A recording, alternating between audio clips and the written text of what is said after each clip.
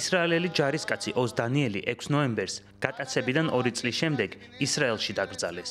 19 წლის ოს დანიელი ტანკის ეკიპაჟის წევრი იყო. იგი 2023 წლის 7 ოქტომბრის იერიშებისას ჰამასის მებრძოლებმა მოკლეს. ცხედარი კი გაიტაცეს. მისი და სხვა 2 ისრაელელი მძევლის ცხედრები ისრაელში კვირას 2 ნოემბერს გადმოასვენეს. ორწლიანი მოლოდინის ლოცვის უძილო ღამეების შემდეგ საბოლოოდ დაბრუნდი სახლში. არ მეგონა რომ ერთმანეთს ასე შევხვდებოდით. წარმოვიდგენდი ხოლმე როგორ მიგიღებდი. ამ ტკივილის მიუხედავად ვგრძნობ ნუგეშ შვებას, რადგან აქ ხარ, ამ მიწაზე, რომელიც ასე ძალიან გიყვარდა. ცეცხლის შეწყვეტის შეთანხმების ამოქმედების შემდეგ 13 სექტემბერს ჰამასმა 20 მძევალი გაათავისუფლა. დაღუპული მებრძოლების ცხედრების დაბრუნება სამშვიდობო შეთანხმების საწყისი ფაზის მნიშვნელოვანი კომპონენტია.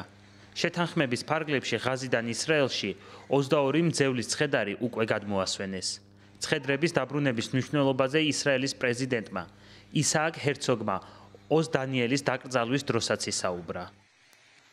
შფოთვის, ტკივილისა და მწუხარების 2 წელი გავიდა. იმ წარე და საბედისწერო დღეს დაწყებული ტანჯვის ციკლი საბოლოოდ დასრულდა, რადგან ოზი ჩვენთან დაბრუნდა თავის სამშობლოში. მერავ, ამირ, ჰადარ, დანიელის შესანიშნავ ოჯახის წევრებო, თქვენი შინაგანი სიმშვიდე, თქვენი შინაგანი ძალა ყოველთვის შთაგვაგონებდა.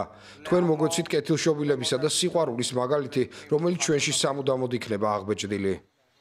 ღაზიდან ჯერ კიდევ ელიან 6 მძევლის ცხედრის გადმოსვენებას.